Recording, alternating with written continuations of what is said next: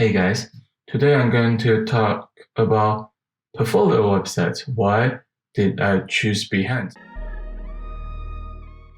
I'll talk about some of the many portfolio sites out there, including Instagram, Dribble, and Facebook. These are my favorite portfolio websites. I will talk to you guys what are the advantage. As you guys can see, I'm on all of these platforms. So what make me decide that Behance is the best one? When it comes to picking which portfolio website you're going to go with, it's kind of like picking the company you're going to play for as a professional athlete. Think about Nike, Adidas, or some other companies.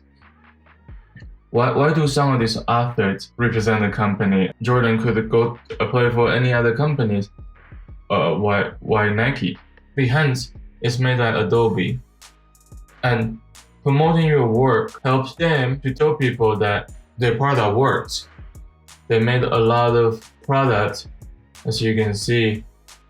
They have the Photoshop, Lightroom, Illustrator, InDesign, XD, Premiere Pro, After Effects, whatever. They have a reason why they're promoting your work.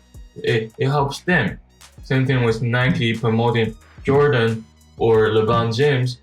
It helps Nike to continue to move forward. Same thing with Behance. They will keep featuring your work, and that will lead to your work being seen by thousands of people. So in this case, 20,000 people. That will potentially lead to more clients. For Instagram, they really don't have that same kind of benefit. Instagram really doesn't have any reason why they need to promote your work. They know that your friends and families will be interested in seeing your work. Instead of promoting your work for you for free, Instagram is probably much rather to earn money for people to pay them to promote your post, like those sponsored posts. I also think Facebook, it's really hard to get views unless you pay. I do think paying for Facebook, which I don't do, it's actually a really good idea, because you can see, like, when you scroll Facebook, you see a lot of things, and some things will trigger you to engage. And Facebook definitely has a really big audience, but for people that are just started and don't have that money, spending money to promote just doesn't make sense. Adobe XD has promoted my work on their Facebook page several times, and then also their Twitter. It's like you're basically like a paid partnership. You're not being paid by Adobe, but people will start to see your stuff, either just seeing them on the homepage feed, featured categories on Behance, or like my case on Adobe social media. Then you have chances to get work. They promote your work. You use their product. You share their product. You guys are in a circle of relationship. Facebook and Instagram, they're just not as good at presenting work. For Facebook, this is your area to present. You can do slideshow, you can do photos, you can do carousels. There are a lot of things you can do here, and then you can write text.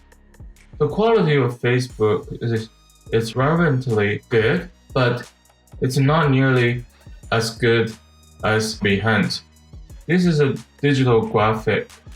When it comes to digital graphic, this looks okay, but it's a little fuzzy on the edge. On Behance, the text is far sharper. The Facebook doesn't come with the scrolling. You cannot scroll your content, and the Behance, you have the unlimited length. You can make it your project as long as you want. And for this reason, Behance is a better portfolio presentation than Facebook, especially for UX UI design work. I think the biggest challenge for all three, Instagram, Dribble, and Facebook, is that they all only have the small, tiny room as you guys can see, this is like all you can do. The detail of that one screen kind of at the time. I think this is one of the most effective way that you can present. I think the most important thing to have your portfolio on Behance is really the opportunities. So let's compare the opportunities on these 4 sites.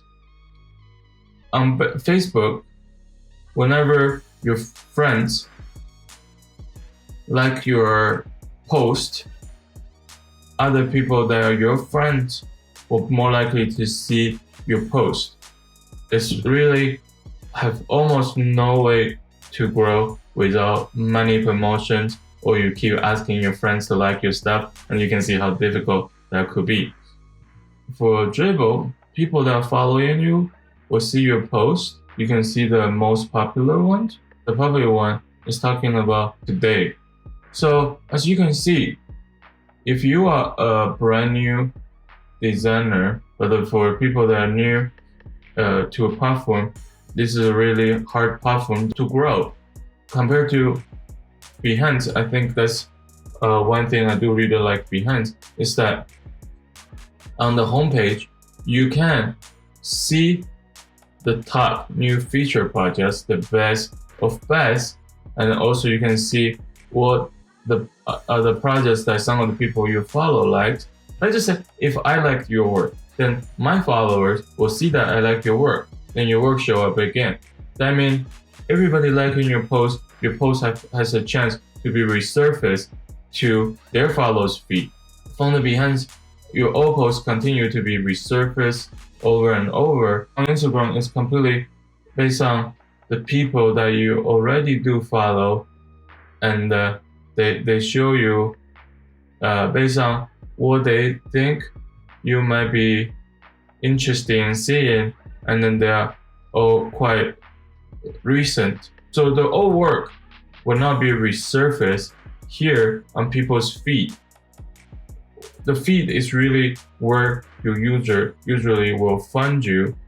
You have to search and then click on the tag, then the top, then the recent for people to see the new work. And then so on Instagram, if your work are not new or not super popular, the chance of people seeing it is very, very teeny. That's kind of the same thing with Dribble. If you are not like your shot not new or not super popular, you almost have no chance to be viewed unless like these people already follow you.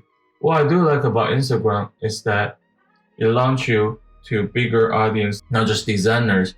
Your work can also be seen by people that are not designers. Like this is a university that I follow. That's the school I went to for college, and singers. So you can see that it's not all design oriented, not all creative. When your audience, not all designers, you open up your work to potential clients. That's very nice. If everybody can do what you do, why would they hire you? So it's awesome that these people are not designers. I'm not saying a website that's all design oriented wouldn't give you jobs, because there are a lot of people found me to Behance as well. But because people can say, oh, I really need a designer, and then they can probably come here and then search for a designer. That's possible. So you see the difference? One is the client has to actively trying to find you to be able to find someone awesome here, and you have to be either featured or you're very popular, your stuff are recommended by Behance. And on Instagram, you just constantly reminding your non-designer friends that might be potentially like to have you to do their work. Facebook's strength is that you can invite your friends to like your page. So you guys can see almost 1,000 followers here, and about 200 of them are friends. Maybe post on your Facebook or Instagram and then talk about some of the new stuff that you have done. but like when you go to your link in LinkedIn to Behance, like you see here that I did, and they can see the full version, the high HD content. I hope that helps you guys to see why I choose Behance. And if you guys like the video, keep watching my other videos, and I hope that I will continue to be able to help you guys more in the future. Subscribe. Talk to you guys later.